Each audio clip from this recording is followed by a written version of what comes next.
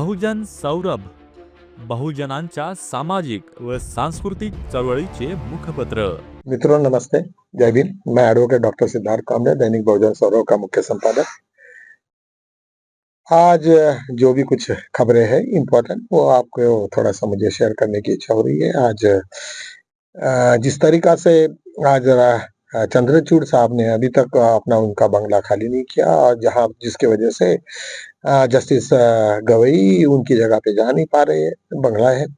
तुम लोगों को शायद याद होगा कि जब राहुल गांधी की जब सदस्यता को रद्द करके हाईकोर्ट से जब ऑर्डर आई थी और जब प्रोसेस में था, तभी उनको बंगला खाली करने के लिए बोला और उन्होंने शांति से खाली भी कर दिया।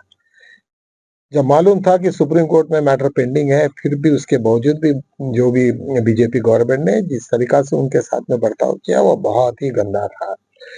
लेकिन उसी के पश्चात जब हम लोग देखते हैं कि चंद्रचूड़ ने अभी तक वो बंगले को खाली नहीं किया है, तो ये लगता है कि फिर जब तुम्हारा कोई आदमी सक्सेसर है, तुम्हारा मालूम है कि भूषण गवई अभी वहां पे ये हुए, तो ऐसा तो नहीं था कि वो कोई बंगला कोई होता है, एक आइडेंटिफाइड किए हुए बंगले कि चीफ जस्टिस के लिए ये बंगला रहेगा, उसका स्पेसिफिकेशन है, ऑफिसेस है, बहुत सारा दफ्तर है। और यही नहीं तो जब भी कभी कोई केस हो जाता है, कुछ कोई मैटर आ जाता है, तो रात में 24 आवर्स उनका ऑफिस चालू रहता है। कभी कभी ऐसा भी होता है कि कोई इम्पोर्टेंट जो कोई जजेस होते हैं जिनको असाइन किया रहता है 24 आवर्स का, तो ऐसे वक्त वो 24 आवर्स भी जुडिशियरी में तुम लोग सुन सकते हो, इस तरीका से प्रावधान होता है। लेकिन यहाँ चंद्रचूड़ साहब ने अभी तक वो बंगला खाली नहीं किया, उनको एक नोटिस हो गया है और नोटिस होने के बाद में भी अभी देखो वो क्या करते हैं। लेकिन अच्छा नहीं है एक बड़े आदमी को यहाँ तक, जबकि मालूम है कि अपने को जितने से जल्दी छोड़ना है। और वो दूसरा बंगला होता तो शायद और है, वो चीफ जस्टिस के लिए असाइन किया हुआ बंगला है। ये एक बहुत बड़ी एक न्यूज़ बन गई है और निश्चित रूप से मुझे लगता है कि ये इतने बड़े हुद्दे पे रहने वाले आदमियों ने इस तरीका से काम करना चाहिए, ये गलत बात है। तुम्हें और एक कल मैंने वीडियो में तुमको बताया कि बिहार में जिस तरह से चुनाव आयोग ने अपना एक्सपेरिमेंट चालू किया, जो बहुत लाखों के तादाद में स्वयं सेवक संघ के लोगों को उतार के वहां पे जिस तरीका से उन्होंने जो उनका आइडेंटिफिकेशन था, वो बहुत सारे पैरामीटर 10-11 पैरामीटर्स थे और उनके और जो तुम्हारा एग्जिस्टिंग वोटर कार्ड था या फिर आधार कार्ड है, उसको स्क्रैप किया गया था। जब ये बहुत सारी पिटीशन जब सुप्रीम कोर्ट में गई, तो निश्चित रूप से उन लोगों को लगा कि ये तो अभी रीढ़ की हड्डी है और बीजेपी का जो इंटेलिजेंस सेक्शन होगा, सेक्टर है, उनको मालूम रहता है कि भूषण गवई जी क्या करने वाले हैं, क्या नहीं, वो हर चीज़ उनको ध्यान में रहती है। तो शायद निश्चित ये लगा होगा कि शायद ऐसा ना हो कि ये पूरा का पूरा मसला इवन चीफ इलेक्शन कमीशन का रिक्रूटमेंट से लेके हर चीज़ भूषण गवई जी अपने हाथ में ले लें, तो लेने के देने पड़ेंगे। तो उन्होंने बिल्कुल यू टर्न कर ले लिया और जितने भी जो भी रिक्वायरमेंट है, जितने भी लोगों ने आए हैं, वो डेटा को उन्होंने करेक्ट करने की मतलब जो भी पेपर्स है नहीं है, उन लोगों ने एक्सेप्ट करना चालू किया। लेकिन सडनली ये जिस तरीका से हुआ, उसकी पूरी की पूरी हवा आज निकल गई है। एक दूसरी और मीटिंग थी, ये ब्रिक का आपको मालूम होगा कि जो अमेरिका को छोड़ के ये सब जितने और यूरोपियन कंट्री को छोड़ के ये मिडिल ईस्ट और यहाँ से हमारे रशिया ने, इन लोगों ने ये जितने भी कंट्रीज है, चाइना वगैरह, तो एक ब्रिक की एक करेंसी करने का एक बहुत बड़ा निर्णय लिया था, जिसकी वजह से यूनाइटेड स्टेट की जो दादागिरी चल रही है वो शायद कम हो। और ये काफी मीटिंगें हो गई थी, आखिर तक हुए, और हम लोग इंडिया भी उसी का पार्ट था। शायद मुझे ऐसा लगता है कि अमेरिका में डोनाल्ड ट्रंप को इस बात का बहुत गुस्सा आया और उन्होंने मोदी को काफी उनको परेशानी करना चालू कर दिया है। जो मोदी का अपमान करने की जो जो चल रहा था डोनाल्ड ट्रंप के द्वारा, वो कंटिन्यूअस है अभी तक। उन लोगों को हर जगह पे ये चल रहा है। जितने भी जो भी फ्रॉड्स थे, वो फ्रॉड्स के ऊपर में कोई उनके साथ में जितने भी जुड़े हुए हैं अडानी के साथ में, जो बाकी लोग भी हैं, तो कुछ लोगों को, 1-2 लोगों को उन्होंने पकड़ा भी है और उनको उन्होंने जेल में भी डाला है। तो ये सब सिचुएशन आएंगे तो निश्चित रूप से अभी बहुत ज्यादा डिस्टर्बेंसेस बढ़ेंगे। ज्यादा डिस्टर्बेंसेस बढ़ेंगे तो मुझे ऐसा लगता है कि आने वाले दिनों में शायद हो सकता है कि अडानी को भी अंदर करने की बात भी समझ में आ रही है। और जिस तरीका से पूरी मूवमेंट चल रही है, तो निश्चित रूप से मुझे लगता है कि अडानी गांधी के भी ऊपर में ये फांसा फटेगा, आज फंदा उनके ऊपर में भी कसा जाएगा और ऐसे सिचुएशन में हम लोग और कोई भी नहीं बच पाएगा। तो मुझे ये लगता है कि आज जो जिस तरीका से बीजेपी के कुछ इम्पोर्टेंट लोग जो जिस तरीका से चाइना और इन लोगों के साथ में कंटिन्यूअसली लाइसेंस करके हैं, तो ये शायद ये भी हो सकता है कि कल चल के वो ऐसे सिचुएशन में क्या करना चाहिए करके ईरान अभी जो चाइना के साथ में हमारा कुछ थोड़ा-सा बीच में डिस्टर्बेंसेस हो गए थे और हम लोग उनको दुश्मन मानते थे। लेकिन अभी तक हमारे ऑफ़िशियली इस पे हमने अभी तक चाइना को दुश्मन नहीं माना है। नरेंद्र मोदी जी ने अभी तक उनको उनके बारे में चाइना के बारे में एक शब्द भी नहीं बोला है।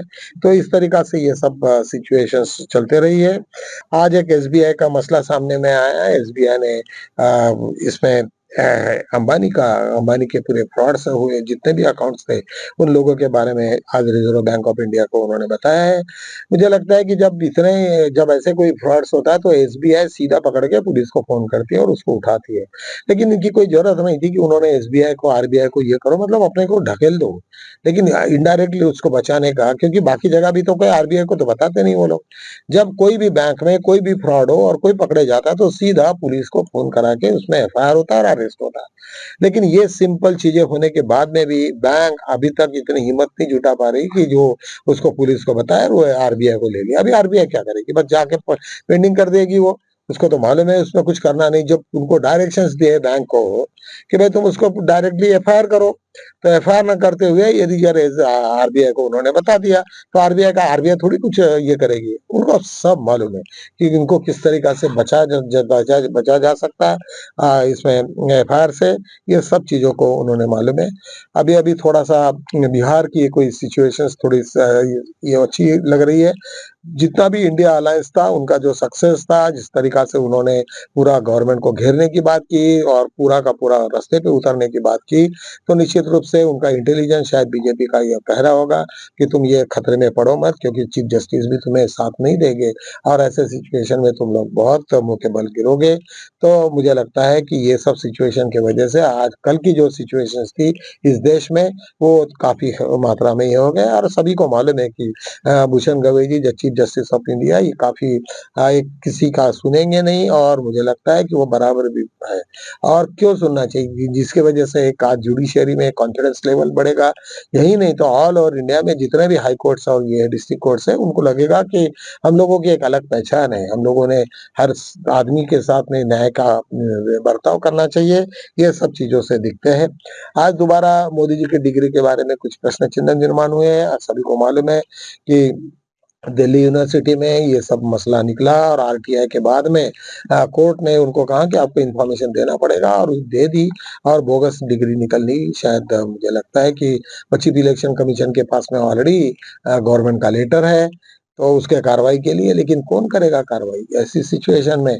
तो कहने का मतलब क्या है कि आज ना कल तो ये होना ही होना है।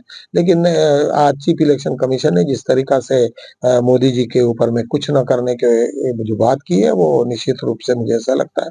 बात तो नहीं की लेकिन वो कुछ बोले भी नहीं है और जैसा था वैसे ही आज कंटिन्यूअस हुआ है। तो मैंने एक छोटा-सा वीडियो भी देखा कि जो राहुल गांधी के बारे में एकदम अपशब्द बोलने से उनकी मॉरलिटी को डाउन करने वाला वीडियो था कि जिनको अमित शाह खुद बैठे थे और किसी को पूछा कि भई राहुल गांधी बाहर विदेश में क्यों बार-बार जाते रहते हैं? बहुत ही ये था वो वीडियो और उन्होंने कहा कि नहीं राहुल गांधी की एक दूसरी पत्नी भी है वहाँ पे और करके उसको मिलने को जाते हैं। इस तरीक़ा से छिछोरे पन में अमित शाह काफ़ी फ़ेमस है और नहीं बोलना चाहिए क्योंकि एक होम मिनिस्टर पूरे देश का और इस तरीक़ा से बातें कर रहा है और एक प्राइवेट चैनल टीवी को इस तरीक़ा से वो इंटरव्यू में पूछ रहे हैं और वो जिस तरीक़ा से सेटिंग है वो अच्छा नहीं। तो मेरे ख़्याल से उसके बाद में तुरंत उस वीडियो को भी हटा दिया होगा। शायद हो सकता है कि राहुल गांधी या कांग्रेस पार्टी शायद उसको बहुत बड़ा डिफेमेशन करेंगे लेकिन उनको ये सब फ़ज़ूल की बातों में पड़ना नहीं है और चिल्लर पब्लिसिटी में राहुल गांधी को कुछ पड़ना नहीं को है और हो भी जाए शादी तो क्या दिक्कत है? वो आदमी है तो किया भी होगा या उसके कोई फ्रेंड्स होंगे या किसी के साथ उसका ये भी होगा, कोई कोई इश्यू नहीं है। लेकिन फिर भी जिस तरीका से पब्लिसिटी का ये स्टंट उन्होंने बनाया वो निश्चित रूप से ये नहीं है, उसको एक्सेप्टेबल नहीं है, लोग नहीं उसको ये करेंगे।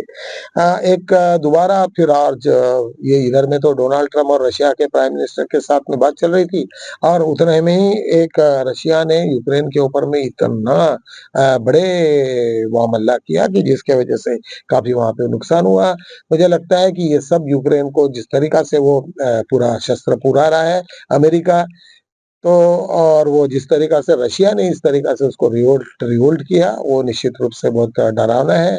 मुझे ऐसा लगता है कि ये डोनाल्ड ट्रम्प का जो एटीट्यूड है और अमेरिका में जिस तरीका से उसके बारे में विश्लेषण आता है, तो कुछ मायने में मुझे लगता है वो सच भी होगा।